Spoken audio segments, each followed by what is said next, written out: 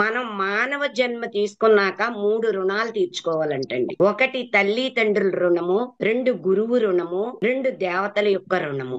ఈ 3 రుణాలు తీర్చుకోవాలంట. తల్లి తండ్రుల రుణం ఎలా తీర్చుకుంటాం సార్ చెప్పండి? ఆల్రెడీ మీ అమ్మాయి మీ రుణం తీర్చేస్తుంది. మీకు అంతా జ్ఞానం పంచుతా, మిమ్మల్ని ఆధ్యాత్మిక ఎదిగేలాగా చేస్తా. తల్లి తండ్రుల రుణం అంటే నాగేంద్ర గారు చెప్పింది.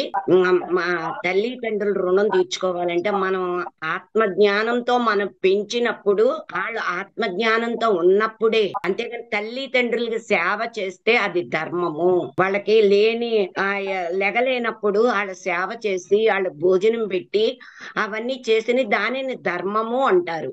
తల్లి తండ్రుల రుణం ఎప్పుడంటే ఆ యొక్క ఆత్మ జ్ఞానంలో ప్రపంచ ప్రఖ్యాతి గాంచినప్పుడే తల్లి తండ్రుల యొక్క రుణం తీరుతుందంటండి ఈ భూమి మీదకి వచ్చింది. 2 గురువు రుణం ఎట్లా తీర్చుకుంటామండి మనము చెప్పండి? గురువు రుణం మనం ఎలా తీర్చుకుంటాము? ఆయన ద్వారా ఏదైతే మనం పొందామో అది మన ద్వారా ఇంకో నలుగురికి అందించడం ద్వారా. అది కరెక్ట్. మనం అందరికీ బోధించటమే రుణం తీర్చుకున్నట్టు. గురు పాదాలు పట్టుకుంటే కాదు, అది ధర్మము. గురువుకి వాళ్ళకి భోజనము సదుపాయాలు, గృహస్థాశ్రములు గురువుల్ని పోషించాలి. వాళ్ళని పోషించటానికి గురువుల్ని మరి వాళ్ళని మంచి చెడ్డ చూస్తానికి అది ధర్మము. ఇది రుణము.